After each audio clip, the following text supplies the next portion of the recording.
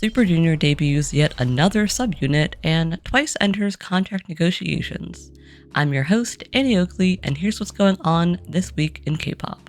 RESCENE returned with a remake of Kara's Pretty Girl. Now, being that this is probably my least favorite Kara song, it was okay, but it really does show its age in terms of substance. I know DSP is selling Kara's catalog, but I think something like Honey might have been a better choice. A-Hoff released Run to You, and I really have nothing else to say other than what a solid song this is. No notes. NCT's Jaehyun returned with an emotional English ballad, 99 Degrees, and I'd just like to take this moment to thank SHINee's Junghyun for normalizing idol input on their solos at SM, because that's why we get to enjoy this chef kiss piece of work right now. TXT's Yeonjun returned with Ice Cream, and I am at a loss for words here. To be fair, songs that are about casual relationships written this way tend to put me off, so it's not his fault personally, but I would like my 2 minutes and 42 seconds back. Bav's Ace also returned with another Spanish-inspired track featuring more Spanish. He seems to have found his niche, and I love that for him. Just one question, what is a silk drop? Cosmozy had their Japanese debut with an OST for the show Dear Husband. Now, the song is really good, and I guess it technically is their Japanese debut.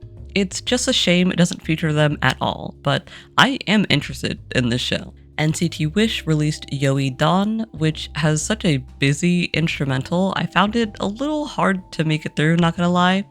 It is cute though. Woo returned with their latest installment from their Wish with W series, Summer. I personally like this a lot more than the previous song, not just because it's a summer song, but that it's generally a nicer listen. You can tell the budget favored this one also. Ghost 9's Jin Hyung released Crush, which as a song is pretty good, but you guys know how I feel about Michael Jackson references and the lack of extrapolation that occurs in K-pop. You really don't have to do a one-to-one interpretation, especially not in 2026. Daily Direction had their first comeback with Down With It, and an AI-filled music video that really just didn't need to be there.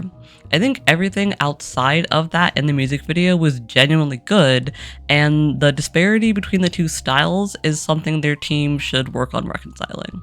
Identity's newest unit, It's Not Over, debuted with Kids Return. This song feels like something from SM, which normally would put me off, but it kind of works for them. Super Junior 83's debuted with Promise, and at the very least, I'm happy that Heechul is finally getting to do the band sound that he's wanted with actual support from his label.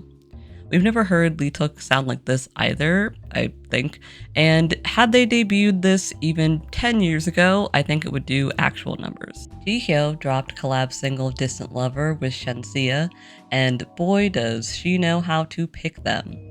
I think their voices work so well together, and my only gripe here is that the music video is so damn dark for about 98% of it. I get the vision, I just also want to be able to really see what's going on. It really does seem like everyone is throwing their hat into the ring this month. Comebacks for the upcoming week are as follows. On the 15th, we have Sunmi, Kwon Jina, and B2B's Minhyuk. On the 16th, BB Girls will return for their Summer Queen title. On the 20th, TVXQ's leader Yoonho will return with his first single. And on the 21st, we'll have comebacks from Wano, From Us 9, and 8. No new acting announcements, so here's a reminder of who's on your screens. ATEEZ is bringing their Light the Way VR concert to the silver screen.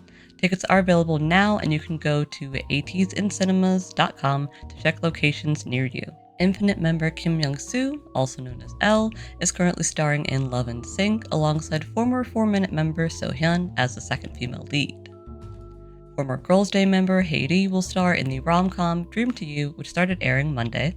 Love on the Menu, starring Ex's Hani, starts airing on the 25th of this month. Still don't have a start date for My Idol My Debut, but the cast features the boys member Q, Triple S's Kaede, Ua's Nana, former Uptension's Sungjun, and former Tracing member Hyo-hyun. Several tour announcements to get excited about. Triple S, One Pact, ISNA, Artemis, and Quer will be embarking on world tours starting in the fall. The Seraphim started their Pure Flow tour on the 11th, and ENHYPEN continued their Blood Saga tour into North America on that day as well. Girl group Twice has announced a break following the conclusion of their This Is For World Tour. This is much needed, not only due to members sustaining injuries while on the road, but also because they have not had a meaningful break since their debut.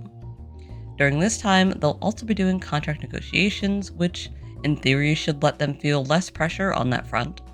We already know that some members, Jungyeon, Sana, and Dahyun, will be pursuing acting during this time, and Jihyo has made it clear she plans to continue her solo work. Still, onces who miss seeing Twice as 9 in the meantime can use the hashtag #UJungyeonNanChaljine to share moments with Jungyeon on Twitter and Instagram. Former Boys to Planet contestant Moon Soon-bin was dropped from the lineup of Grid Entertainment's upcoming group. In episode 2 of I-DLE Till I Die, staff relayed this information to the group, including Soon-bin, claiming that the reason for dismissal was poor attitude and disruptive behavior. He will go back to apprentice level, despite the staff also saying he was desperate for this debut, and not really clarifying the type of behavior that he was exhibiting. Netizens were quick to point out that this is character assassination. Between the lack of info and privacy here, the end result is that he will struggle to find a different company should he choose to leave.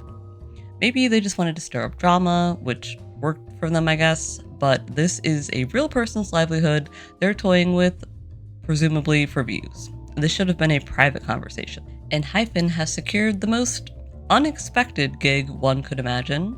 They'll be performing at this year's San Diego Comic-Con, as well as attend a panel with the author and cast of Twilight. Now, if you're like me, and you didn't know that ENHYPEN's lore was vampire-based, I'm sure you're just as shocked as me. But I guess it makes sense. I don't know how this specifically crosses over into Twilight. They could have just as easily had them join a panel for Interview with the Vampire. I don't know. As a ratty, I know there's K-pop fans in the space as well, so I'm sure engines will show up and show out as expected. And that's it for this week in K-pop. My top pick this week is none other than Jihyo and Shensea's Distant Lover. Just such a good song.